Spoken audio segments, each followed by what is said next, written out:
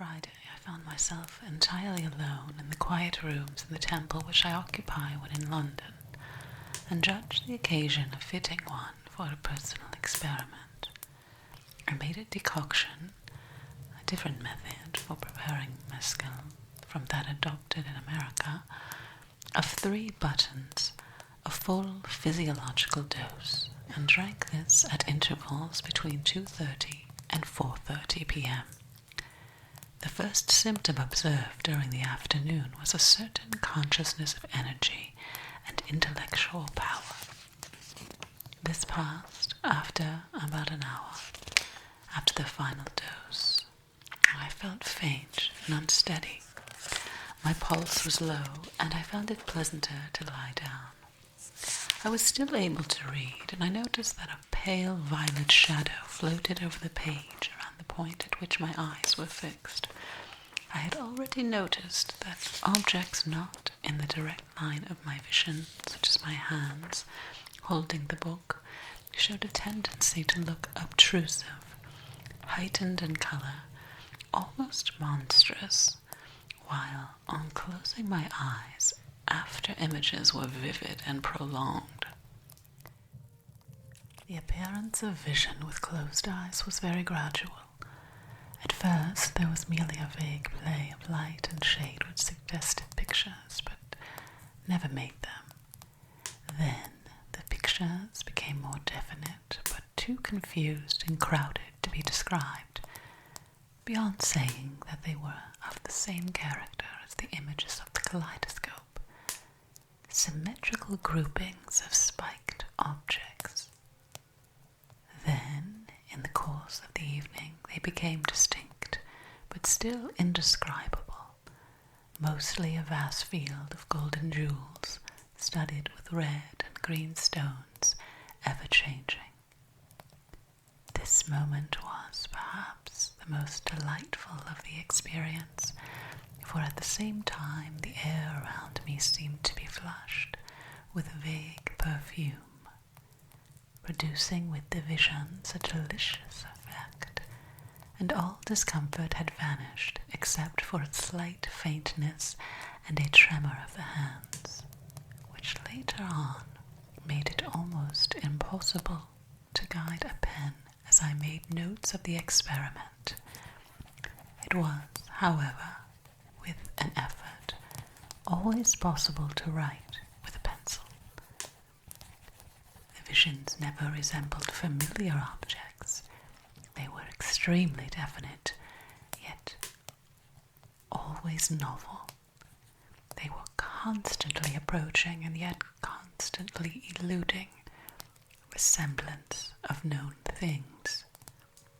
I would see thick, glorious fields of jewels, solitary or clustered, sometimes brilliant and sparkling, sometimes with a dull, rich glow.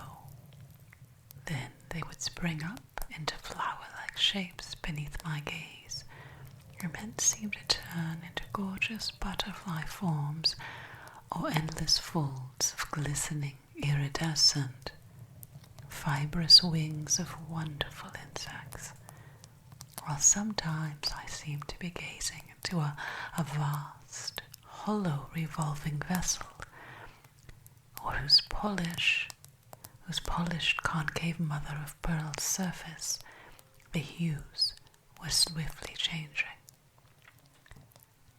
I was surprised not only by the enormous profusion of the imagery presented to my gaze, but still more by its variety. Perpetually, some totally new kind of effect would appear in the field of my vision. Sometimes there was swift movement, sometimes dull, somber richness of color, sometimes glitter and sparkle, once a startling rain of gold, which seemed to approach me. Most usually there was a combination of a rich, sober color with jewel-like points of brilliant hue. Every color and tone conceivable to me appeared at at some time or another.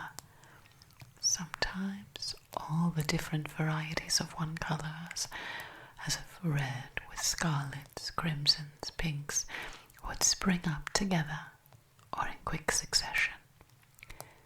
But in spite of this immense profusion, there was always a certain parsimony and aesthetic value in the colours presented. They were usually associated with a form and never appeared in large masses. Or if so, the tone was very delicate. I was further impressed not only by the brilliance, delicacy and variety of the colours, but even more by their lovely and various textures, fibrous, woven, polished, glowing, dull, veined, semi-transparent, the glowing effects as of jewels, and the fibrous as of insects' wings being perhaps the most prevalent. Although the effects were novel, it frequently happened, as I have already mentioned, that they vaguely recalled known objects. Thus, once the objects presented to me seemed to be made of exquisite porcelain, again they were like elaborate sweetmeats, again of a somewhat Maori style of architecture, and the background of the pictures frequently recalled, both in form and tone, the delicate architectural effects as of laced, carved in wood, which we associated with the Mushrabiya work of Cairo. But always the visions grew and changed without any reference to the characteristics of those real objects of which they vaguely reminded me. And when I tried to influence their course, it was with very little success. On the whole, I should say that the images were most usually what might be called living arabesques. There was often a certain incomplete tendency to symmetry, as though the underlying mechanism was associated with a large number of polished facets. The same image was in this way frequently repeated over a large part of the field, but this refers more to the form than to the colour, in respect to which there would still be all sorts of delightful varieties, so that if, with a certain uniformity, jewel-like flowers were springing up and expanding all over the field of vision, they would still show every variety of delicate tone and tint. Weir Mitchell found that he could only see the visions with closed eyes in a perfectly dark room. I could see them in the dark with almost equal facility, though they were not of equal brilliancy, when my eyes were wide open. I saw them best, however, when my eyes were closed in a room lighted only by flickering firelight. This evidently accords with the experience of the Indians, who kept a fire burning brightly throughout their Mescal rites. The visions continued with undiminished brilliance for many hours, and as I felt somewhat faint and muscularly weak, I went to bed. As I undressed, being greatly impressed by the red, scaly, bronzed, and pigmented appearance of my limbs whenever I was not directly gazing at them, I had not the faintest desire for sleep.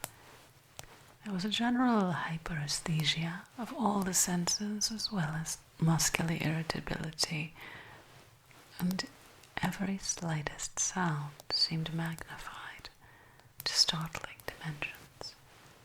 I may also have been kept awake by a vague alarm at the novelty of my condition, and the possibility of further developments. After watching the visions in the dark for some hours, I became a little tired of them and turned on the gas. Then, I found that I was able to study a new series of visual phenomena to which previous observers had made no reference. The gas jet, an ordinary flickering burner, seemed to burn with great brilliance, sending out waves of light which expanded and contracted in an enormously exaggerated manner. I was even more impressed by the shadows, which were in all directions heightened by flushes of red, green, and especially violet. The whole room, with its whitewashed but not very white ceiling, thus became vivid and beautiful. The difference between the room as I saw it then and the appearance it usually presents to me was the difference one may often observe between the picture of a room and the actual room. The shadows I saw were the shadows which the artist puts in, but which are not visible in the actual scene under normal conditions of casual inspection. I was reminded of the paintings of Claude Monet, and as I gazed at the scene it occurred to me that Mescal perhaps produces exactly the same conditions of visual hyperesthesia, or rather exhaustion, as may be produced on the artist by the influence of prolonged visual attention. I wished to ascertain how the subdued and steady electric light would influence vision, and passed into the next room, but here the shadows were a little marked, although walls and floor seemed tremulous and insubstantial, and the texture of everything was heightened and enriched. About 3:30 a.m. I felt that the phenomena were distinctly diminishing, though the visions, now chiefly of human figures, fantastic and Chinese in character, still continued, and I was able to settle myself to sleep, which proved peaceful and dreamless. I awoke at the usual hour and experienced no sense of fatigue, nor other unpleasant reminiscence of the experience I had undergone. Only my eyes seemed unusually sensitive to color, especially to blue and violet. I can indeed say that ever since this experience, I have become more aesthetically sensitive than I was before the more delicate phenomena of light and shade and color.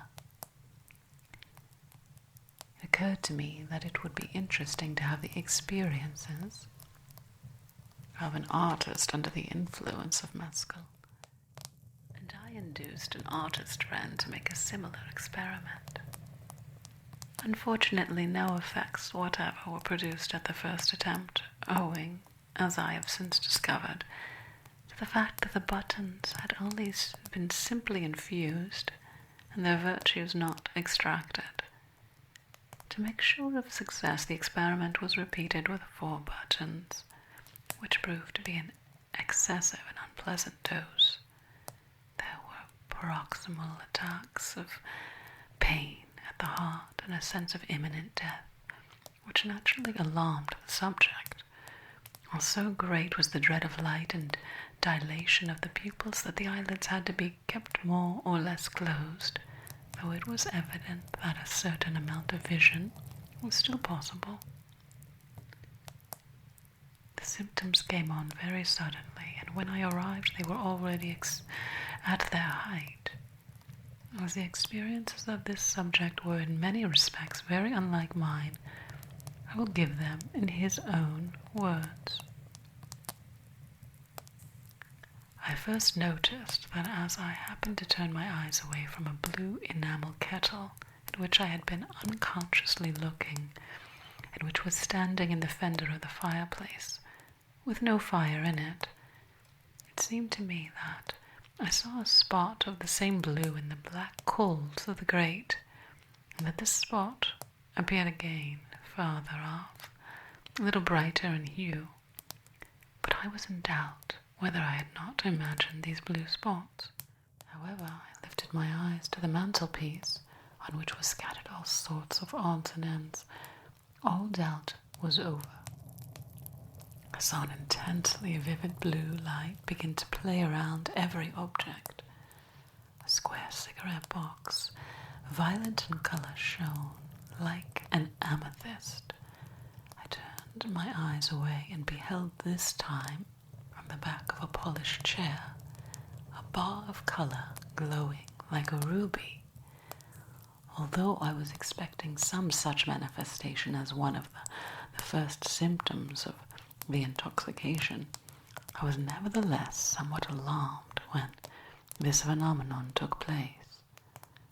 Such a silent and sudden illumination of all things around, where a moment before I had seen nothing uncommon, seemed like a kind of madness, beginning from outside me, and its strangeness affected me more than its beauty. Desire to escape from it led me to the door, and the act of moving had, I noticed, the effect of dispelling the colors. But a sudden difficulty in breathing, and a sensation of numbness of the heart brought me back to the armchair from which I had risen. From this moment, I had a series of attacks or paroxysms, which I can only describe by saying that I felt as though I were dying. It was impossible to move, and it seemed impossible to breathe. My speedy dissolution, I half imagined, was about to take place, and the power of making any resistance to the violent sensations that were arising within was going. I felt with every second. The first paroxysms were the most violent.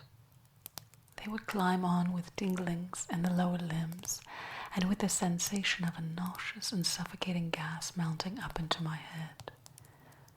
2 or 3 times this was accompanied by a color vision of the gas, bursting into flame as it passed up my throat.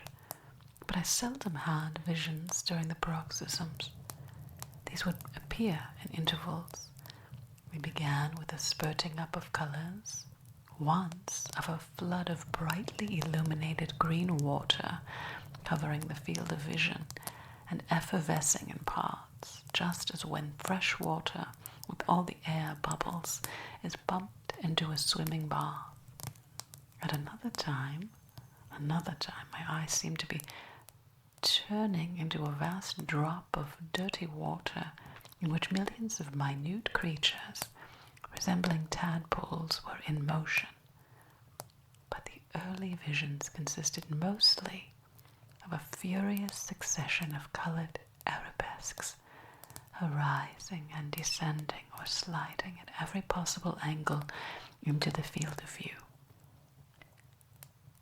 It would be as difficult as to give a description of the whirl of water at the bottom of a waterfall as to describe the chaos of color and design which marked this period.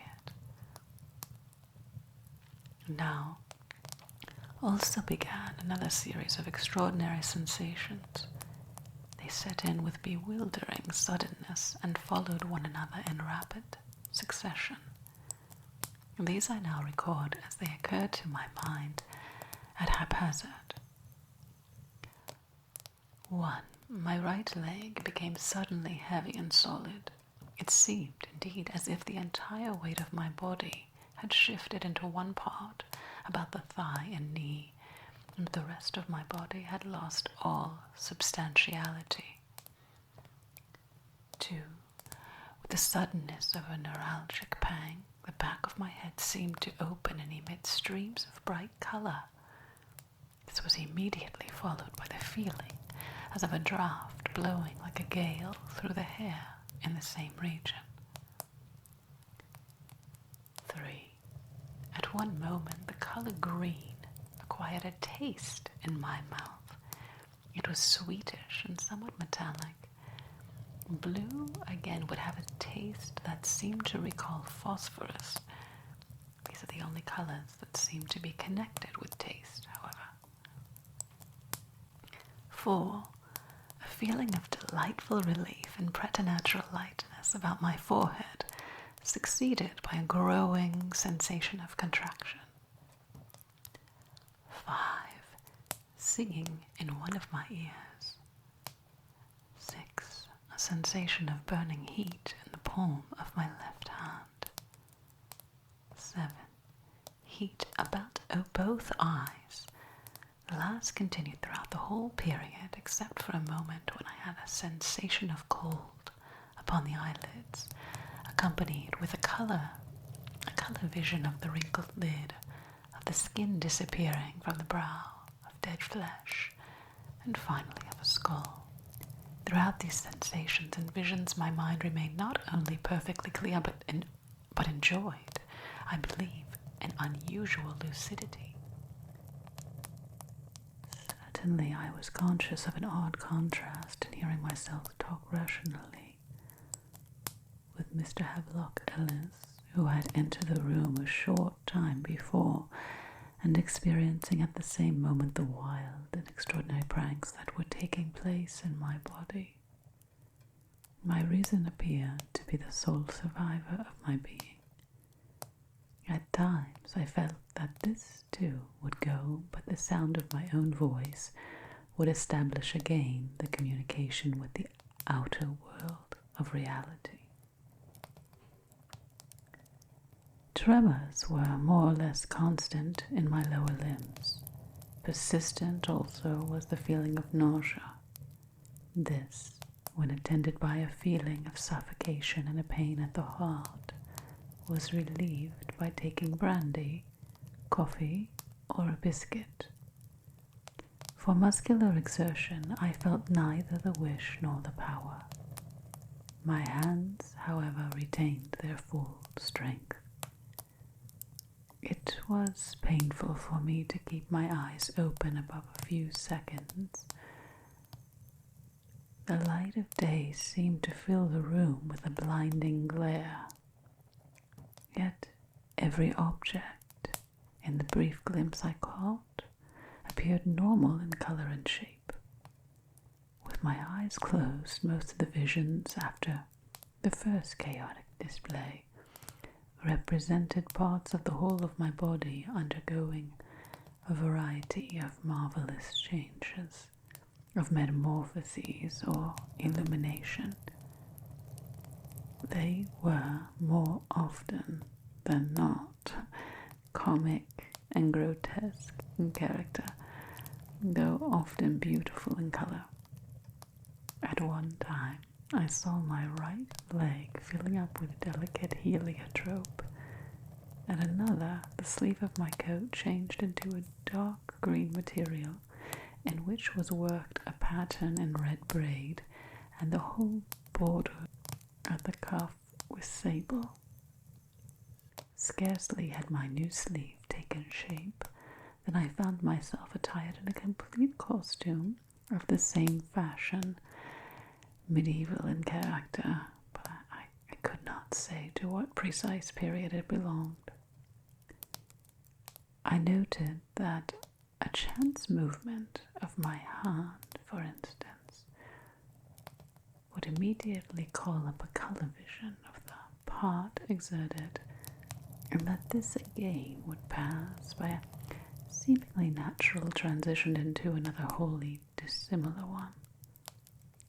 Thus, pressing my fingers accidentally against my temples, the fingertips became elongated and then grew into the ribs of a vaulting or of a dome-shaped roof.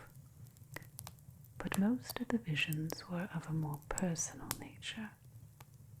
I happened once to lift a spoonful of coffee to my lips, and as I was in the act of raising my arm for that purpose, a vision dashed before my closed, or nearly closed, eyes, in all the hues of the rainbow, of my arms separated from my body and serving me with coffee from out of dark and indefinite space. On another occasion, as I was seeking to relieve slight nausea by taking a piece of biscuit passed to me by Havelock, it suddenly streamed out into blue flame. For an instant I held the biscuit close to my leg. Immediately my trousers caught alight, and then the whole of the right side of my body, from the foot to the shoulder, was enveloped in waving blue flame.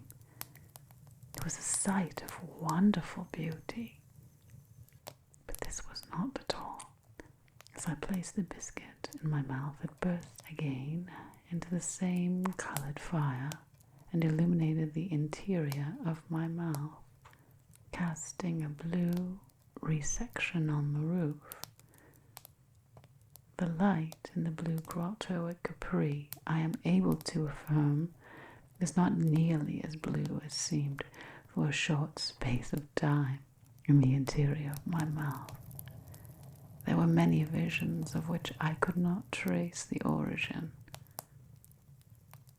There were spirals and arabesques and flowers, and sometimes objects more trivial and prosaic in character. In one vision I saw a row of small white flowers, one against the other like pearls of a necklace, begin to revolve in the form of a spiral. Every flower, I observed, had the texture of porcelain. It was at a moment when I had the sensation of my cheeks growing hot and feverish that I experienced the strangest of all the color visions. It began with feeling that the skin of my face was becoming quite thin and of no stouter consistency than tissue paper, and the feeling was suddenly enhanced by a vision of my face, paper-like and semi-transparent, and somewhat reddish in color. To my amazement, I saw myself as though I were inside a Chinese lantern, looking out through my cheek into the room. Not long after this, I became conscious of a change in the visions. Their tempo was more moderate, they were less frequent, and they were losing somewhat in distinctness. At the same time, the feeling of nausea and of numbness was departing. A short period followed in which I had no visions at all, and experienced merely a sensation of heaviness and torpor. I found that I was able to open my eyes again and keep them fixed on any object in the room without observing the faintest blue halo or prism or bar of glowing color, and that moreover no visions appeared on closing them. It was now twilight, but beyond the fact of not seeing light or color, either without or within, I had the distinct feeling that the action of the drug was at an end, and that my body had become sober suddenly. I had no more visions, though I was not wholly free from abnormal sensations, and I retired to rest. I lay awake till the morning, and with the exception of the following night, I scarcely slept for the next 3 days. But I cannot say that I felt any signs of fatigue, unless, perhaps, on one of the days when my eyes, I noticed, became very susceptible to any indications of blue in an object. Of color visions, or of any approach to color visions, there was no further trace, but all sorts of odd and grotesque images passed in succession through my mind during the part of the first night. They might have been the dreams of a Baudelaire or of Albert Beardsley. I would see figures with prodigious limbs, or strangely dwarfed and curtailed, or impossible combinations such as 5 or 6 fish, the colour of canaries, floating about in the air in a gold wire cage. But these were purely mental images, like the visions seen in a dream by a distempered brain. Of the many sensations of which my body had been the theatre during 3 hours, not the least strange was the feeling I experienced on coming back into a normal condition. The recovery did not proceed gradually, but the whole outer and inner world of reality came back, as it were, with a bound, and for a moment it seemed strange. It was the sensation, only much intensified, which everyone has known on coming out into the light of day from an afternoon performance at a theatre, where one is sat in an artificial light of gas and lamps, the spectator of a fictitious world of action. As one pours out with the crowd into the street, the ordinary world, by force of contrast with the sensational scenes just witnessed, breaks in upon one with almost a sense of unreality. The house, the aspects of the street, even the light of day, appear a bit foreign for a few moments. During these moments, everything strikes the mind as odd and unfamiliar, or at least with a greater degree of objectivity. Such was my feeling with regard to my old and habitual self. During the period of intoxication, the connection between the normal condition of my body and my intelligence had broken. My body had become, in a manner, a stranger to my reason, so that now on, reasserting itself, seemed with reference to my reason, which had remained perfectly sane and alert, for a moment sufficiently unfamiliar for me to become conscious of its individual and peculiar character. It was as if I had unexpectedly attained an objective knowledge of my own personality. I saw, as it were, my normal state of being with the eyes of a person who sees the street on coming out of the theatre in broad daylight. This sensation also brought out the independence of the mind during the period of intoxication. It alone appeared to have escaped the ravages of the drug. It alone remained sane during the general delirium, vindicating, so it seemed, the majesty of its own impersonal nature.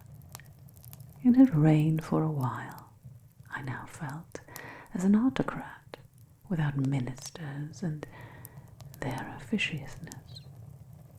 Henceforth I should be more or less conscious of the interdependence of body and brain. A slight headache, a touch of indigestion, or what not, would be able to effect what a general intoxication of my senses and nerves could not touch. I next made the experiment on 2 poets whose names are both well known. One is interested in mystical matters, an excellent subject for visions, and very familiar with various vision-producing drugs and processes. His heart, however, is not very strong. While he obtained the visions, he found the effects of the mescal on his breathing somewhat unpleasant. He much prefers hashish, though recognizing that its effects are much more difficult to obtain.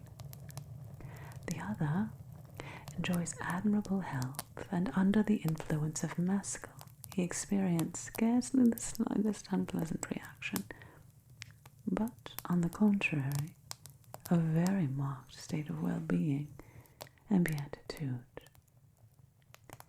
He took somewhat less than 3 buttons, so that the results were rather less marked than in my case, but they were perfectly definite, He writes, I have never seen a succession of absolutely pictorial visions with such precision and such accountability. It seemed as if a series of dissolving views were carried swiftly before me, all going from right to left, none corresponding with any seen reality. For instance, I saw the most delightful dragons puffing out their breath straight in front of them like rigid lines of steam, and balancing white balls at the end of their breath. When I tried to fix my mind on real things, I could generally call them up, but always with some inexplicable change. Thus, I called up a particular monument in Westminster Abbey, but in front of it, to the left, knelt a figure in Florentine costume, like someone out of a picture of Botticelli, and I could not see the tomb without also seeing this figure. Late in the evening I went out on the embankment and was absolutely fascinated by an advertisement of Bovril, which went and came in letters of light on the other side of the river. I cannot tell you the intense pleasure this moving light gave me, and how dazzling it seemed to me. 2 girls and a man passed me, laughing loudly and lolling about as they walked. I realized intellectually their coarseness, but visually I saw them as they came under a tree fall into the lines of a delicate picture. It might have been an Albert Moore. After coming in, I played the piano with closed eyes and got waves and lines of pure color, almost without form, though I saw 1 or 2 appearances which might have been shields or breastplates, pure gold, studded with small jewels in intricate patterns. All the time I had no unpleasant feelings whatever, except a very slight headache, which came and went. I slept soundly and without dreams. The results of the music in the case just quoted, together with the habit of the Indians to combine the drum with mescal rites, and my own observation that very slight jarring or stimulation of the scalp would affect the visions, suggested to me to test the influence of music on myself. I therefore once more put myself under the influence of mescal, taking a somewhat smaller dose than on the first occasion, and lay for some hours on a couch with my head more or less in contact with the piano, and with closed eyes directly toward a subdued light, while a friend played, making various tests of his own, devising which were not explained to me until afterwards. I was to watch the visions in a purely passive manner, without seeking to direct them, nor was I to think about the music, which so far as possible was unknown to me. The music stimulated the visions and added greatly to my enjoyment of them. It seemed to harmonize with them as well, and as it were, support and bear them up.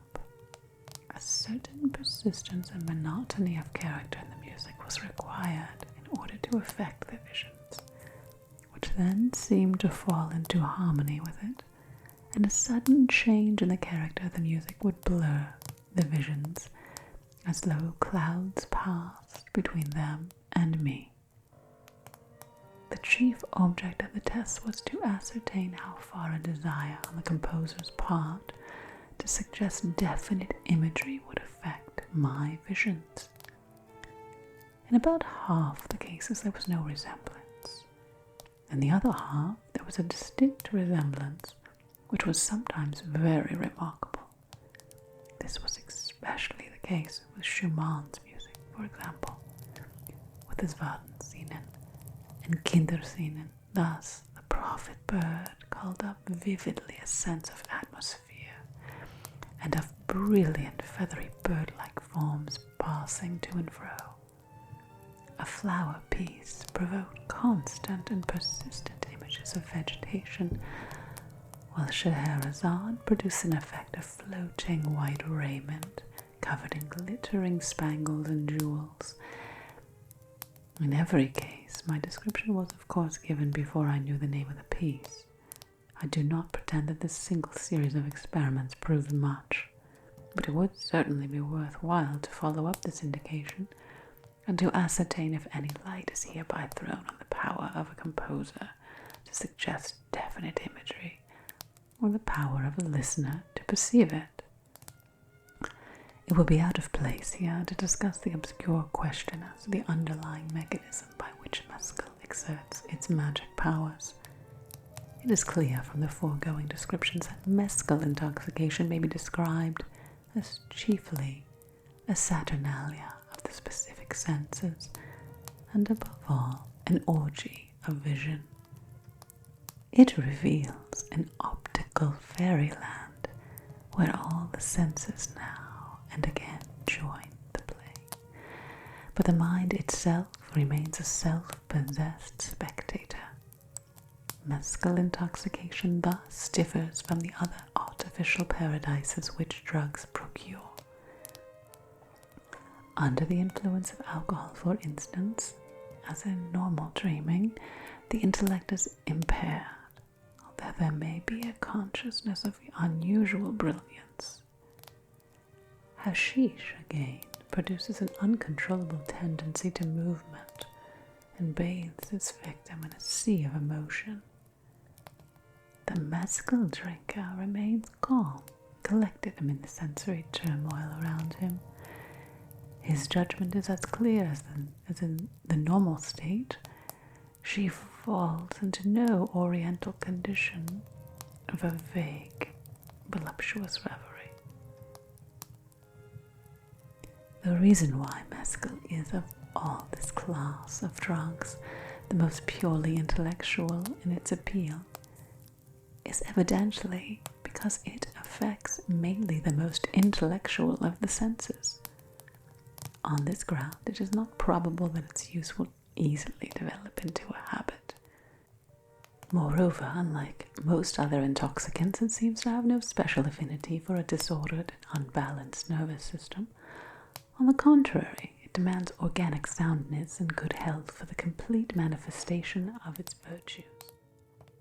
Further, unlike the other chief substances to which it may be compared, mescal does not wholly carry us away from the actual world or plunge us into oblivion. A large part of its charm lies in the halo of beauty which it casts around the simplest and commonest things. It is the most democratic of the plants which lead men to an artificial paradise. If it should ever chance that the consumption of mescal becomes a habit, the favorite poet of the mescal drinker would certainly be Wordsworth. Not only the general attitude of Wordsworth, but many of his most memorable poems and phrases can not, one is almost tempted to say, be appreciated in their full significance by one who has never been under the influence of mescal. On all these grounds, it may be claimed that the artificial paradise of mescal, though less seductive, is safe and dignified beyond its peers. At the same time, it must be remembered that at present we are able to speak on a basis of but very small experience, so far as civilized men are concerned. The few observations recorded in America and my own experiments in England do not enable us to say anything regarding the habitual consumption of mescal in large amounts. That such consumption would be gravely injurious, I can no doubt. At the same time, it must be remembered that at present we are able to speak on a basis of but very small experience, so as civilized men are concerned. The few observations recorded in America and my own experiments in England do not enable us to say anything regarding the habitual consumption of mescal in large amounts. That such consumption would be gravely injurious, I can not doubt its safeguard seems to lie in the fact that a certain degree of robust health is required to obtain any real enjoyment from its visionary gifts. It may at least be claimed that for a healthy person to be once or twice admitted to the rites of Mescal is not only an unforgettable delight, but an educational influence of no mean value.